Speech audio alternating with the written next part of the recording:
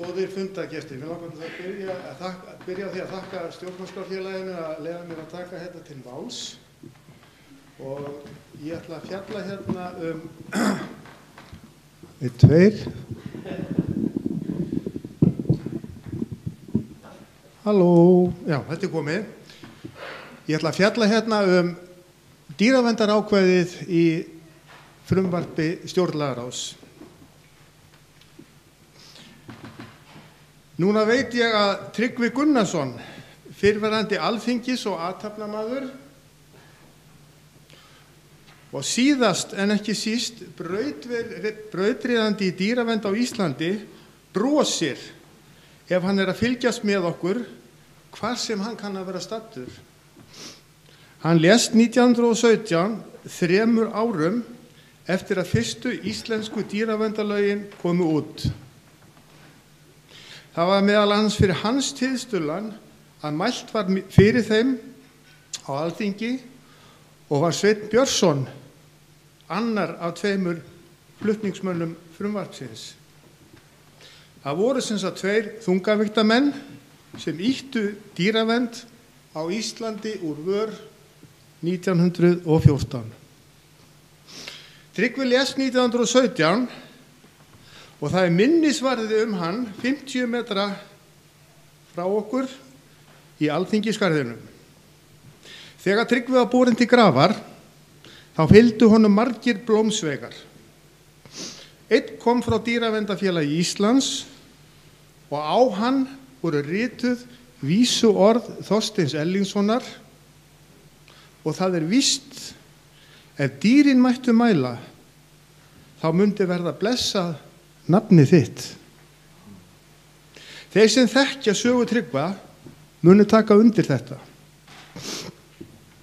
Hugmyndafræði Tryggva dýravernd á Íslandi hefur verið leiðarljós mitt frá því að ég lét málefni til mín taka af einhverju viti fyrir 3 árum síðan. Ég ætla að fjalla stuttlega það sem Tryggvi hefði fagnað með okkur, væri hann á lífi, dýraverndarákvæði stjórnarskrár. Dýraverndarákvæðið í frumvarpi stjórnlagaráðs er eitt af þeim ákvæðum sem furðu lítið hefur verið fjallað eiginlega ekki neitt. Það kann að helgast því að allir eru sammála því. Þögn er jú sama og samþykki. Það hljóðar svo: með lögum skal kveðið á vernd dýra gegn illri meðferð og dýrategunda í útrýmingarhættu. Þetta ákvæði útskýrir stjórnlagaráð meðal annars með eftirfarandi hætti í greinargerð með ákvæðinu. Umgengni mannsins við dýr tengist siðferði hans sjálfs sem stjórnarskrá hlýtur að láta sig varða, þótt með óbeinum hætti sé. Ill meðferð á dýrum er í andstöðu við þær meginreglur sem stjórnarskrá Íslands er byggð á. Þetta er oft vitnað í Mohandas Gandhi sem sagði að siðmenningu manna og framfarir mætti ráða af því hvernig þeir koma fram við dýrin. Í greinargerðinni stendur líka: það má telja til mannréttinda að geta lifað í samfélagi þar sem hægt er að treysta því að meðferð á dýrum hafi verið útlæg gerð með lögum og í stjórnarskrá. Þetta er á meðal þess sem formaður Sjálfstæðisflokksins hefur kallað fúsk í tölvubréfi til félaga sinna í morgun, þar sem hann hvetur þá til að merkja við nei við fyrstu spurninguna í kosningunni á laugardaginn. Ég er honum ósammála, þetta er stórkostlegt framfaraspor. Ein megin ástæðan fyrir því að ég tel mikilvægt að fjalla sé vernd dýra í stjórnarskrá er sú staðreynd að þrátt fyrir ágæta löggjöf í þessum málaflokki síðastliðin 100 ár, þá hefur ekki tekist að reisa dýraverndina á þann stall sem hann á skilið að vera á. Það á sérstaklega við framkvæmd hennar af hálfu stjórnvalda. Ég trúi ekki öðru en að þegar við höfum staðsett dýraverndina á meðal okkar æðstu réttarheimilda, þá fari menn að vakna til vitundar að virða beri rétt dýra til lífsgæða. Þetta réttaríki sem við búum í hlýtur að fara að virka í þágu þeirra sem lögin eiga að vernda, dýrana í þessu tilviki. Það alls ekki að gerast að mínu mati. Á þessum 3 mínútum sem ég hef núna talað voru til dæmis aflífuð allan heim 600.000 búfjártegundir sem haldið var við þröngar, ómannsamandi aðstæður í umdeildum verksmiðjubúskap. Hann líka stundar á Íslandi og að mínu mati í andstöðu við þá meginreglu dýraverndarlaga að skylt sé að fara vel með dýr og veita þeim aðbúnað sem gerir þeim kleift að fá útrás fyrir eðlislæga þarfir sínar. Þessi hani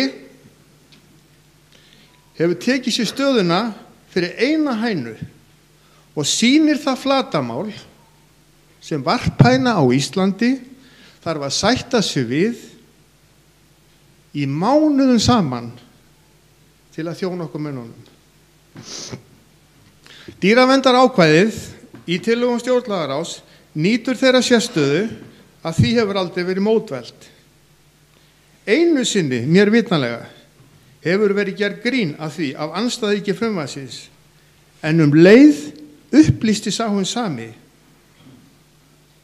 þá sem á hann hlustuðu, hve illa upplýstur hann var ákvæðið. Hann sagði með nokkrum hroka að fjalla væri mannréttindi dýra í frumvarpi stjórnlagaráðs. Hið rétta að það fjallað að dýravernd hljóti að teljast til mannréttinda, eins og ég útskýri áðan með tilvísun í ákvæðið. Það afleitt ef andstæðingar frumvarpsins leggjast gegn því vegna þess að þeir eru illa upplýstir innihald þess. Á því hefur borið. Ég einn af þeim sem krefst þess sem frumvarp stjórnlagaráðs mæli fyrir að allt sé upp að borðunum í íslenskri stjórnsýslu. Þannig hef ég hagað málflutningi mínum frá því að ég fór að leggja mig fram í baráttunni fyrir vernd dýra á Íslandi. Í byrjun hugsaði ég, á ég að segja frá þessu eða hinu sem mér hefur borist til eyrna, eða ég hef upplifað sjálfur og lítur að henni illu meðferð á dýrum. Ég tók fljótlega þá ákvörðun að málamiðlun í málflutningi væri ekki leið til árangus. Sú leið hefur verið farin með litlum árangri frá því að baráttan fyrir dýravernd hófst með fyrstu lagasetningunni 1914. Deilt hefur verið á mig fyrir opinskáan málflutning. Þrátt fyrir það hef ég fylgt eigin sannfæringu að tala opinskátt það hvernig málum háttað hér á landi.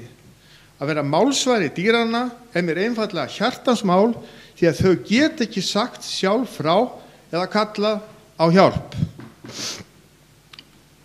Og að lokum þetta. Ég fékk í morgun einlægan tölvupóst. Sæll Árni. Megi góður Guð gefa þér og þú hefur gefið öðrum. Þú sannkallaður frelsari dýranna og gerir það sem við hugleysingjarnir höfum ekki orku eða kjark eða getu til. Þannig hjálpar þú dýrum jafnt sem vesælum manneskjum. Þakka fyrir fólk eins og þig og Önnu Kristínu Magnúsdóttir sem formaður Kattavinafélagsins og Lindu Pétursdóttir og fleiri sterkari manneskjur. Vona að þú komist á þing einn dag.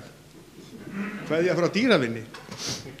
Ég engin frelsari dýra en mér þykir óneitanlega vænt það þegar einhver telur sig sjá að málin séu að þokast í rétta átt meðal annars fyrir minn tilverknað og hvernig ég ber mig að. Ég fengi nokkuð svona skeyti að undanförnu og þau hvetja mann óneitanlega í baráttunni sem ég viðurkenni að stundum einmanalega. Eins og fyrrverandi regluvörður í einu af bönkunum sagði, það eins og að reyna að stýra olíuskipi í höfn með árabát. Dýravinir verða að vera háværari. Emil Zola sagði, man's highest duty is to protect animals from cruelty. Það sama hafa margir að virtustu hugsuðum þessa heims. Ég vona að á laugardaginn takist okkur meðal annars að stíga það skref að vernda dýrin gegn illri meðferð með ákvæði í stjórnarskrá. Skoðanakönnun DVAF, þessi hérna, 3. mest lesna vefmiðils landsins frá því kaffileytið, gefur góðar vonir það. Ef það tekst, þá finnst mér róðurinn á árabátnum hafa verið þess virði.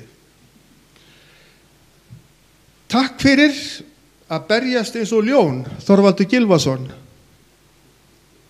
Rokkrútuliðið, ég veit ekki hvort það staðsett hérna, og allir aðrir sem hafa tekið þátt í að kynna nýju stjórnarskrána. Takk fyrir og takk fyrir mig.